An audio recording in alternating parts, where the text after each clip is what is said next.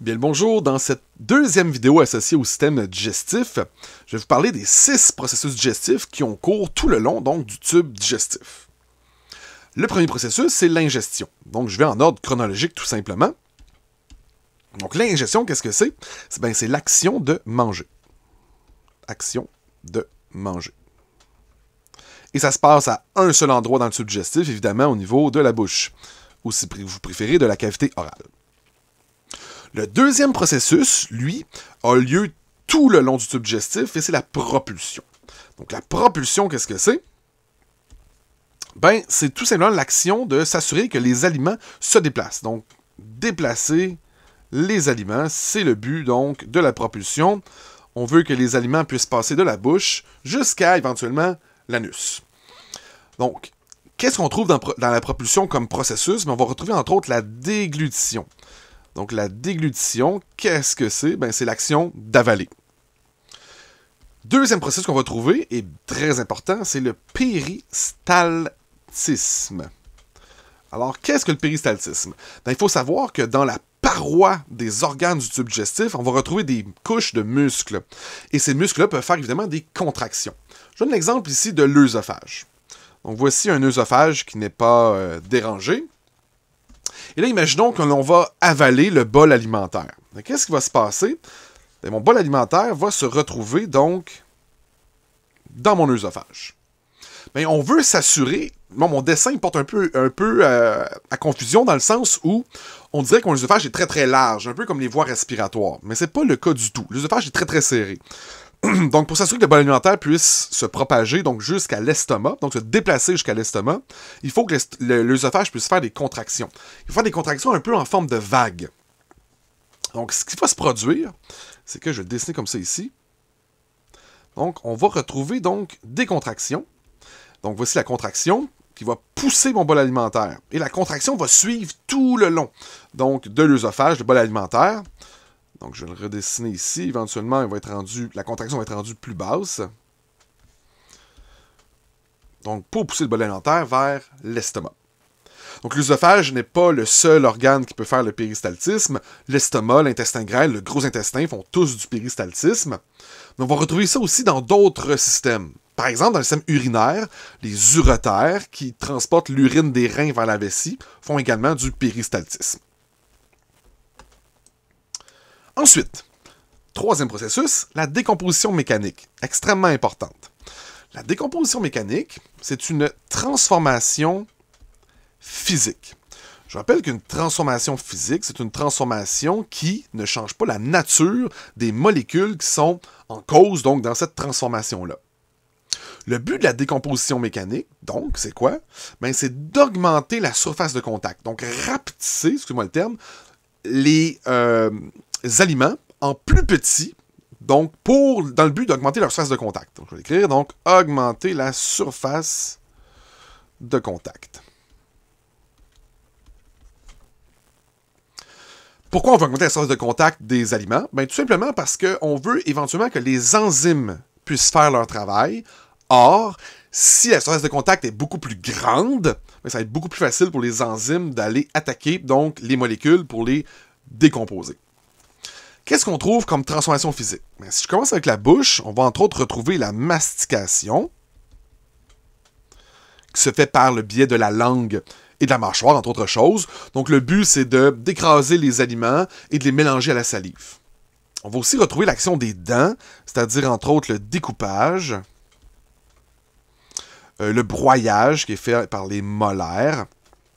Encore une fois, dans le but de diminuer la taille des aliments pour augmenter leur surface de contact. Plus loin dans le système digestif, on va retrouver le pétrissage. Alors, l'estomac va pétrir donc les aliments, le chyme, pour être capable, justement, encore une fois, d'augmenter la surface de contact de ce dernier. On va retrouver finalement, encore plus loin, la segmentation. Là, je suis rendu dans l'intestin grêle. Alors, la segmentation, le principe, c'est que l'intestin grêle, par des mouvements musculaires localisés, vont faire des va et des viens aux aliments, au chyme, pour s'assurer de maximiser l'absorption. Et on va segmenter, ça le dit en segmentation, on va segmenter le chyme en plus petites parties, Encore une fois, pour maximiser l'absorption. Finalement, on a l'émulsification des graisses. Émulsification des graisses. Qui se fait par le biais de la bile, qui est produite et qui est sécrétée par le foie. Dans une autre vidéo, je vous présenterai exactement de ce qui en retourne. Donc, qu'est-ce que c'est que l'émulsification des graisses? Pour l'instant, il faut savoir que c'est une décomposition mécanique, donc c'est une transformation qui est physique. La digestion chimique, ça le dit dans le terme, hein, c'est une transformation qui est chimique. Alors, la transformation chimique, la digestion chimique, l'idée, c'est qu'on veut dégrader des molécules complexes,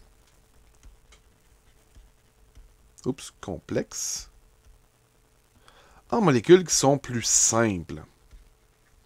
Pour ce faire, ça va nécessiter des enzymes qui sont des protéines, dont le but est justement de prendre des molécules complexes et les décomposer. Donc, c'est une réaction de décomposition.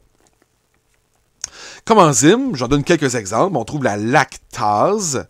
La lactase, qui est une enzyme qui va décomposer le lactose en molécules plus simples, c'est-à-dire du galactose et également du glucose.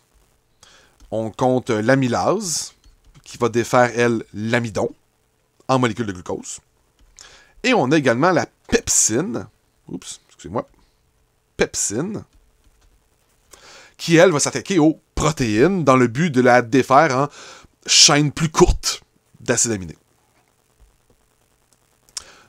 Cinquième processus, c'est l'absorption. Alors, l'absorption, qu'est-ce que c'est? Ben, c'est le fait qu'on veut s'assurer que les molécules simples, les nutriments, puissent passer de la lumière du tube digestif. Alors, ce qu'on veut dire par la lumière du tube digestif, ben, c'est à l'intérieur du tube digestif, finalement, dans la cavité du tube digestif. On veut que les nutriments puissent passer de là jusqu'au sang ou jusqu'à la lymphe, dans le but d'être ensuite transportés vers les différentes cellules du corps qui ont besoin justement de ces nutriments. Plus précisément, voici un schéma que vous avez dans vos notes de cours qui vous présente donc à quel endroit sont absorbés les différents nutriments. Donc les glucides simples, glucose, fructose, galactose, vont être absorbés vers le sang.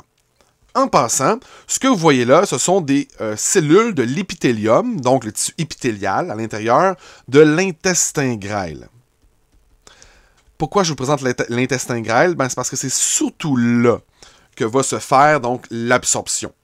Il y en a un petit peu dans la bouche, il y a certains médicaments qui vont être absorbés dans la bouche. Il y en a un peu dans l'estomac. L'alcool, entre autres, est absorbé dans l'estomac.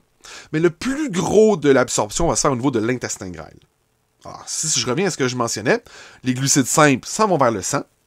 Les acides aminés, qui proviennent des protéines, s'en vont aussi vers le sang. Les acides gras et les monoglycérides, donc ça ici vous avez le monoglycéride, les acides gras tout seuls, eux vont plutôt prendre le chemin de la lymphe. Les minéraux vont prendre le chemin du sang. Les vitamines hydrosolubles, donc qui peuvent se dissoudre dans l'eau, comme la vitamine B et C en fait, vont se rendre dans le sang. Et les vitamines liposolubles, donc A, D, E et K, vont plutôt se rendre à la lymphe. Pourquoi? Parce que justement, liposoluble veut dire soluble dans les gras. Donc, il a besoin d'un milieu gras pour être transporté. Donc, c'est avec les lipides qu'elles vont suivre, donc vont aller vers la lymphe. Le dernier processus, et non le moindre, c'est la défécation. Donc, la défécation, bien entendu, c'est l'évacuation. Je dirais pas des déchets, mais je dirais plutôt des substances qui ont été soit non absorbées ou des substances qui sont carrément non digestibles.